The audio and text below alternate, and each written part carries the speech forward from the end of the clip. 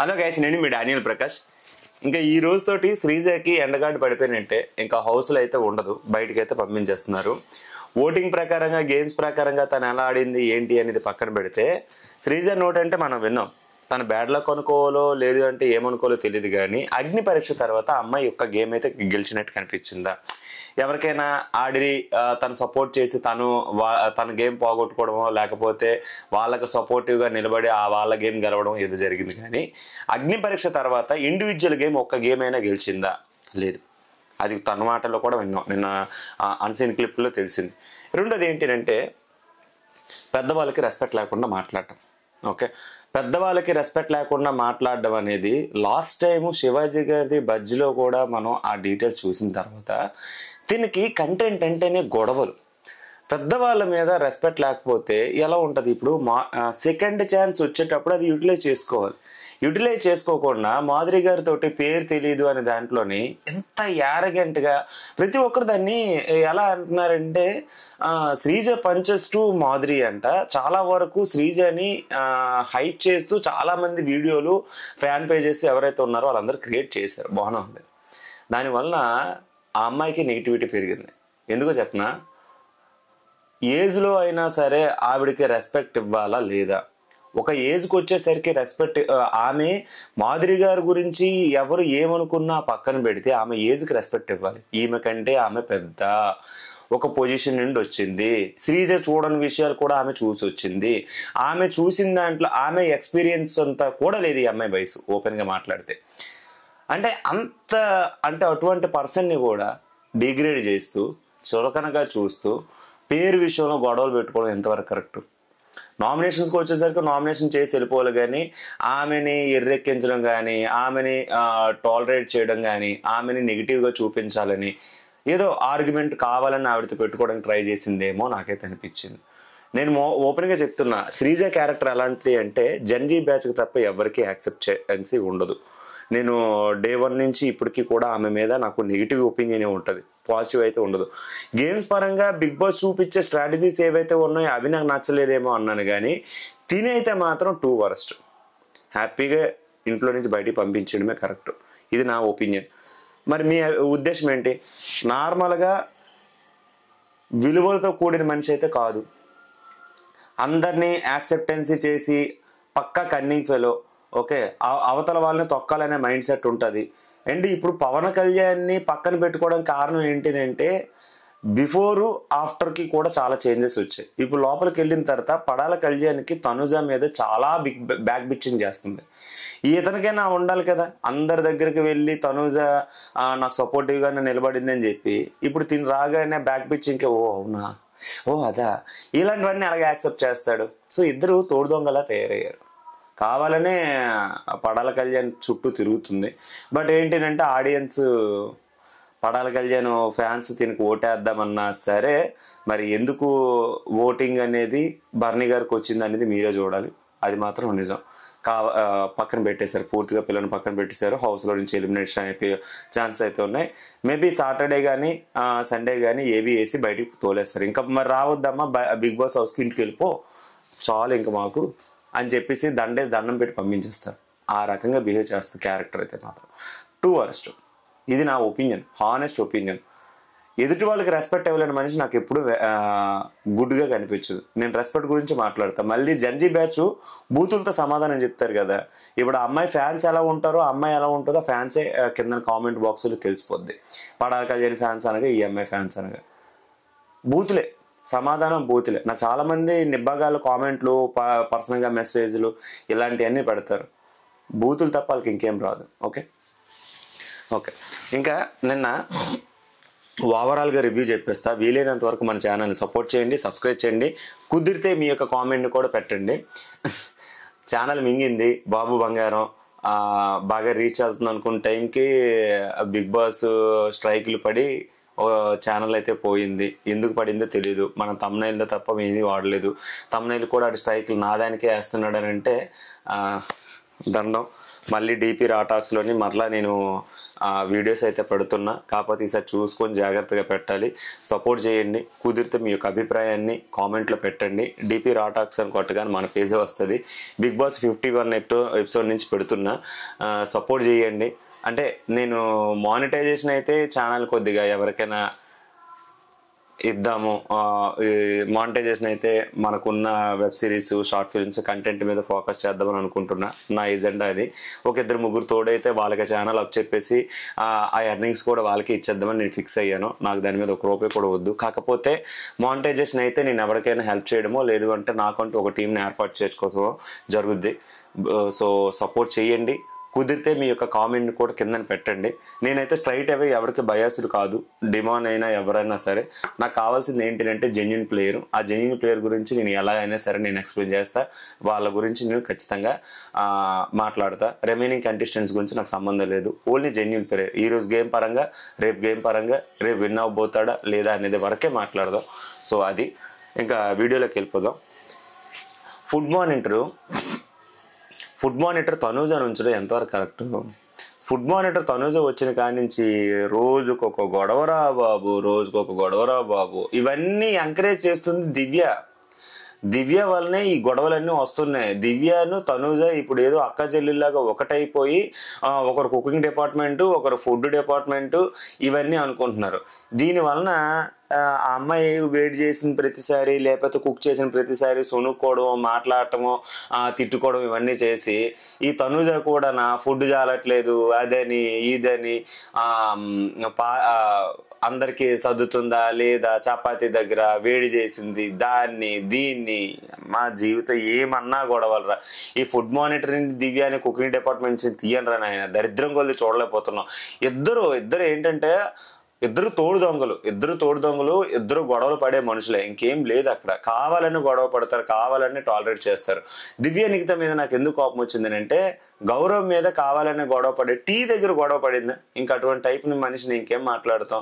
ఎగస్ట్రాలు చేయొద్దు, ఎగస్ట్రాలు వాగొద్దు, shut up your mouth something ఇలాంటివన్నీ చెప్పేటప్పుడు ఒక మనిషి గెస్టర్ చేయకూడదు. అంటే ఈ అమ్మాయి మాత్రం అవతలో నిన్నైనా తిట్టొచ్చట. ఇటువంటి టైప్ ఆఫ్ క్యారెక్టర్ ఈ ఫుడ్ మానిటర్ దగ్గర ఉండి ఫుడ్ కుకింగ్ డిపార్ట్మెంట్ లో ఉండి అందరినీ నోళ్ళు మూయించాలని ఎలా అనుకుంటుంది?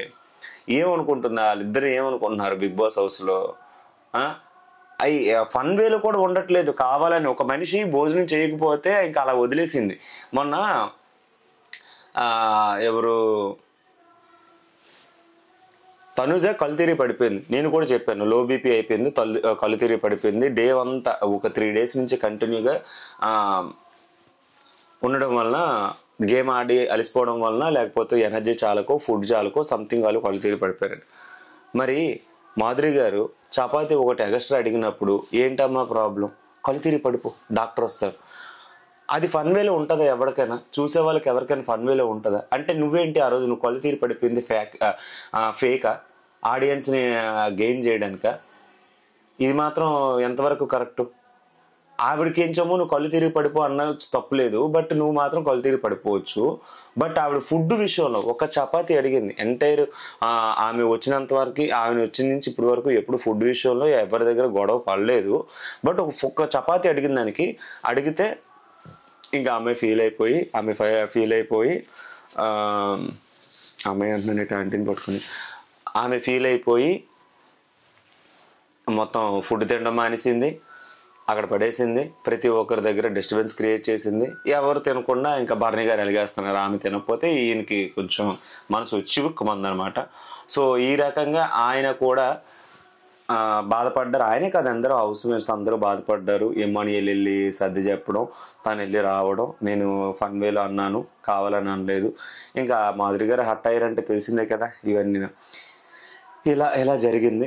టోటల్గా ఫుడ్ విషయంలో చాలా గొడవలు అయితే వచ్చాయి. తర్వాత శ్రీజకి ఫుడ్ విషయం గురించి నేను మాట్లాడుతున్నా. శ్రీజ అన్నం తింటున్నప్పుడు కర్రీ విషయంలో గొడవ వచ్చింది. కర్రీ విషయంలో తనూజ పట్టించుకోలేదు, తనూజ తనకి కర్రీ వేయలేదు అని చెప్పేసి శ్రీజ గొడవ ఆడుతుంది. టెంపరీ హౌస్ మేట్స్ని అయినా సరే నా విషయంలో పట్టించుకోవాలి కదా, నాకు కొంచెం 2 ముక్కలు వేయాలి కదా, నేను అడిగినప్పుడు రావాలి కదా, కనీసం కన్సిడర్ కూడా చేయట్లేదు ఏంటని చెప్పేసి ఇవన్నీ చూసి ఇమ్మానియల్కి బుర్ర పని చేయట్లేదు.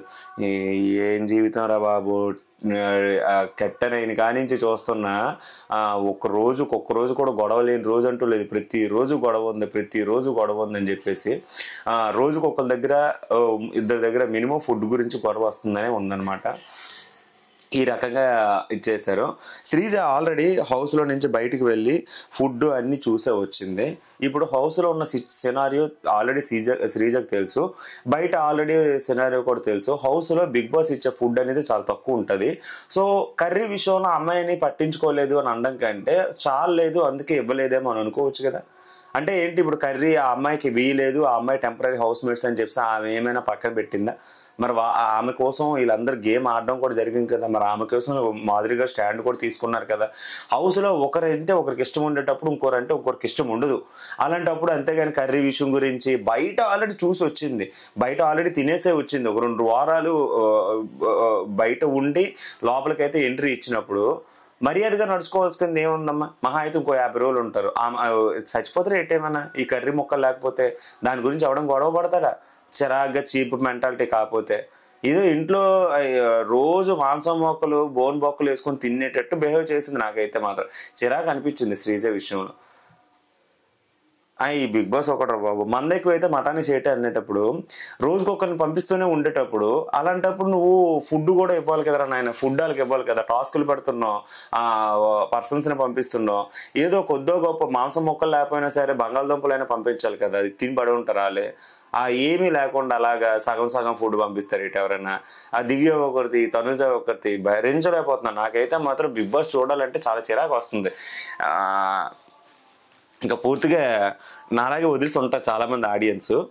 నిన్న ఓవరాల్గా వ్యూస్ చూస్తే 1.5K 1.5 lakh వ్యూస్ దగ్గర ఆగిపోయారు. 2 లక్షలు కూడా రాలేదు. టీఆర్పీ క్వీన్ అని చెప్పేసి ఎవరైతే గట్టిగా లేపారో నేను కూడా అనుకున్నా వస్తే టీఆర్పీ లేస్తుంది, శ్రీజాకి అంతమంది ఫ్యాన్స్ ఉన్నారు, ఇంతమంది ఫ్యాన్స్ ఉన్నారు, అందరూ చూస్తారని. ఏ బొక్క లేదు. ఇంకా బర్ని గారు వచ్చిన తర్వాత కొద్దో గొప్ప ఆడియన్స్ పెరుగుతున్నారు.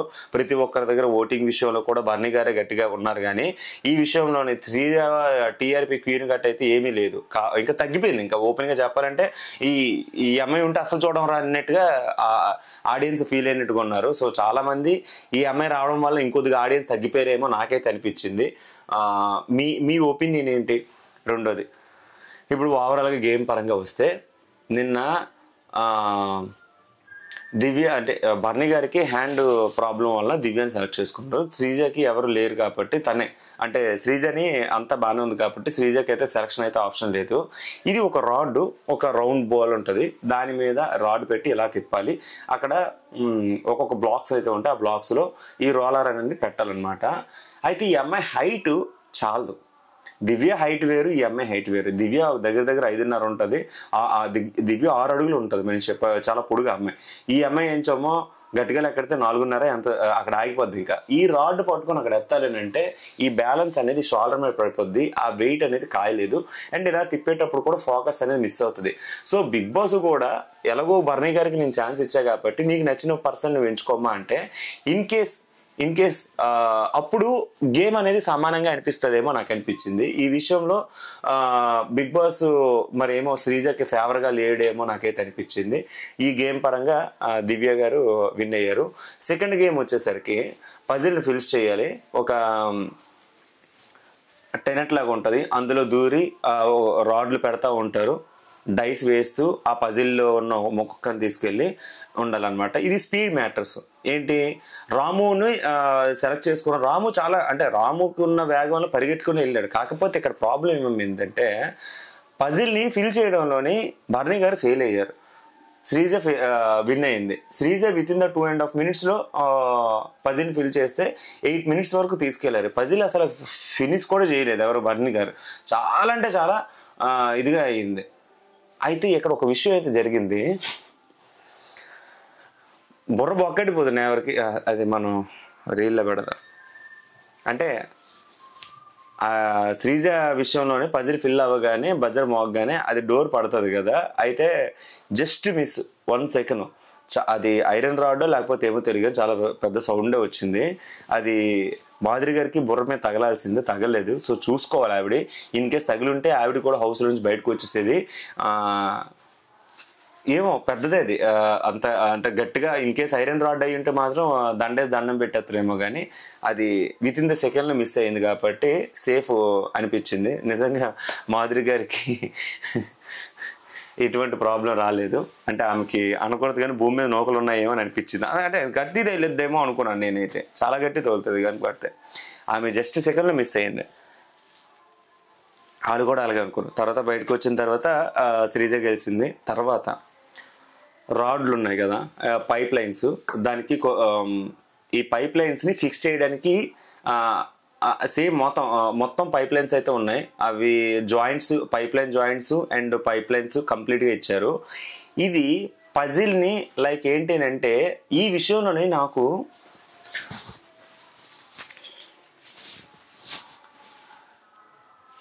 ఇమ్మానియేల్ మెమరీ పవర్ మీరు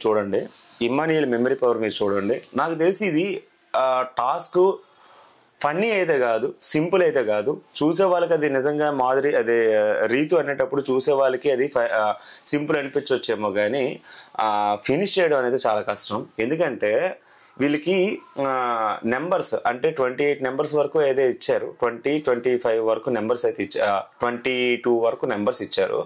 ఈ నెంబర్స్లో కొన్ని నెంబర్స్కి ఒక కలరు, కొన్ని నెంబర్స్కి ఒక కలరు, అవి నెంబర్ వైజ్గా 1 నుంచి 22 వరకు నెంబర్ వైజ్గా ఈ జాయింట్స్ని ఫినిష్ చేసుకుంటూ వెళ్ళాలి.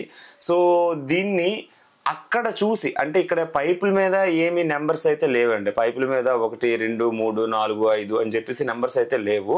సో అవి జాయింట్ ఫిక్స్ చేసుకుంటూ ఈ రోల్ చేసుకుంటూ వెళ్ళాలి. ఈ విషయంలోని ఇమ్మానియేల్ అయితే మాత్రం 100% తను గ్రాఫింగ్ పవర్ అంటారు కదా, మెమరీ పవర్ ఏదైతే ఉందో ఎక్సలెంట్ అని చెప్పాలి. అక్కడ చూశాడు, అవి పైప్ లైన్ పెట్టుకుంటూ వెళ్ళాడు, చాలా స్ట్రైట్గా, చాలా స్ట్రిక్ట్గా, గట్టిగా కట్టాడు. అది పెట్టింది ఒక్కసారి కూడా బ్రేక్ అవ్వలేదు. అంత కష్టపడి పెట్టాడు. చాలా సింపుల్ అయినగా ఉన్నా సరే ఒక నాలెడ్జ్ వాడాడు, ఒక టెక్నిక్ వాడాడు. ఆ టెక్నిక్ తోటి అలా పెట్టుకుంటూ వెళ్ళి టాస్క్ని ఇమీడియట్గా ఫినిష్ చేశాడు. ఓకే, టాస్క్ని ఫినిష్ చేసి లోపల పజిల్ని ఫినిష్ చేశాడు. కళ్యాణ్ శ్రీజ విషయంలోని ఆ 10-8 విషయంలో 2.5 minutesలో తను ఏదైతే ఆ స్పీడ్ ఉందో అది చేశాడు. బట్ ఇక్కడికి వచ్చేసరికి మనోడికి మెమరీ పవర్ ఉండదు, మందబుద్ధి అన్నట్టు. ఓకే, నిబ్బా చేష్టలు కాబట్టి ఇలాంటి వీటిలో పనికిరావు కదా. సో అది పెట్టడం పడిపోవడం శ్రీజ నెట్టి పరిస్థితుల్లో లోపల ఉంచాలి అనే ఉద్దేశంతో ఆడాడు కాబట్టి అది ఇంకా అస్సాం అయిపోయింది అది. సో మనోడు ఆగిపోయాడు. ఇన్ కేస్ ఈ టాస్క్కి డిమాండ్ కనుక వాడుంటే, డిమాండ్ అంటున్నాడు నేను ఫినిష్ చేసేవాడిని కదా, నన్ను తీసుకోవాలి కదా, ఆల్రెడీ ఒక టాస్క్లో మనం చేసాం కదా సపోర్టు అని రీతు దగ్గర మాట్లాడితే ఆ విషయంలో వెళ్ళి తిని గొడవ పడుతుంది. ఓకే, నాకైతే మాత్రం నచ్చలేదు. ఏదన్నా సరే నేను డిమాండ్ విషయంలో అదే శ్రీజ గొడవ పడడం కరెక్ట్ కాదనిపించింది. తను 100% సపోర్ట్ చేశాడు, కిందన పడిపోయి పిరమిడ్ కట్టడం అన్నీ చేశాడు. అండ్ ఈ గేమ్లో కూడా తనకు టాస్క్ ఇచ్చుంటే బాగున్నాను. ఎక్కువ తను కళ్యాణ్ మీద డిపెండ్ అయిపోవడం ఈ టాస్క్లో ఫెయిల్ అయ్యిందని అనిపించాలి. ఓవర్ కాన్ఫిడెన్స్ ఎక్కువైపోయింది. ఎలాగైనా సరే ఆడియన్స్ ఓట్స్ నాకు పడతాయి, ఇంత మనం బయట ఇంటర్వ్యూస్ చేయించాము, పెయిడ్ ఇంటర్వ్యూస్ పెట్టించాము, చాలా మందికి డబ్బులు ఇచ్చి గట్టిగా రుద్దించాము. సో ఇట్లాంటివన్నీ మనం చేసాం కదా, లోపలికి వెళ్ళిన తర్వాత మనకి ఆడియన్స్ ఓట్స్ కూడా గట్టిగా ఉంటాయి అనుకున్నదేమో, అంటే చేసిందని నేను చెప్పట్లేదు కానీ అనుకున్నదేమో. మరి ఇన్ని ఇంటర్వ్యూలు ఇచ్చాము, ఇంతమందితో మాట్లాడిచ్చాము, ఎవరెవరితో గొడవలు పెట్టించాము, బిగ్ బాస్ లోపలికి వెళ్ళాలని రుద్దించాము, జంజీ బ్యాచ్ అందరినీ కూడా ఎర్రెక్కించాము. ఇవన్నీ మనం చేసిన తర్వాత లోపలికి ఖచ్చితంగా మందే పై చేయను. ఓవర్ కాన్ఫిడెన్స్ ఉండొచ్చు, టాస్కుల పరంగా ఫెయిల్ అయినా ఓవర్ కాన్ఫిడెన్స్ ఓట్ల పరంగా తక్కువ ఉంటుందేమో ఎక్స్పెక్ట్ చేసింది. అండ్ కళ్యాణ్తో ఉండడం వల్ల కళ్యాణ్ ఓట్స్ కూడా తనకు పడతాయేమని ఎక్స్పెక్ట్ చేసింది. బట్ అది కూడా జరగలేదు. సో దీని పరంగా కంపారిజన్ చేసుకుంటే ఈమె ఓవర్ కాన్ఫిడెన్స్, ఈమె తొత్తర, ఈమె నోరుకి భయపడిపోయి ఆడియన్స్ కూడా ఓటేయడం మానేశారేమో నాకైతే అనిపించింది. సో ఇలా ఫెయిల్ అయిపోయింది. ఇక డిమాండ్తో గొడవ పడాల్సినంత అవసరం ఏముందండి, తను ఆల్రెడీ టాస్క్ ఫినిష్ చేశారు కదా. తను చెప్పాడు, జనరల్గా చెప్పాడు, నన్ను పిలుచుంటే నేను కూడా ఆడేవాడిని కదా, ఆల్రెడీ కళ్యాణ్ ఒక గేమ్లో గెలిచాడు కదా, రెండోసారి మనకు ఛాన్స్ ఇచ్చుంటే ఇది స్పీడ్ మ్యాటర్స్ కాబట్టి నేను ఫినిష్ చేయగలను. అండ్ నాలెడ్జ్ ఉండాలి దీనికి. సింపుల్ టాస్క్ నన్ను పంపించుంటే నేను చేసేవాడిని కదా. ఒక టాస్క్ అతనికి వెళ్ళగానే అతనికి వాళ్ళ జెండా వచ్చేగానే అతన్ని పట్టించుకోవడం, మనల్ని పట్టించుకోవడం ఏంటి, మనం హెల్ప్ చేయడానికి కదా ఉన్నామని రీతితో అంటే ఈ అమ్మాయి ఏంచామో ఊరికే పులిపెక్కిపోయి వెళ్ళి గొడవ పడిపోయింది. వాళ్ళ దగ్గర చెప్తున్నావు, వీళ్ళ దగ్గర చెప్తున్నావు అని. ఇంకా అంతే, ఇంకా ఇలా ఉన్నది కాబట్టి అలా తయారైంది. నా విషయం అంటే డిమాండ్ విషయంలో నాకు కోపం డిమాండ్ విషయంలోని ఈ అమ్మాయి కోపడం అనేది కరెక్ట్ కాదు.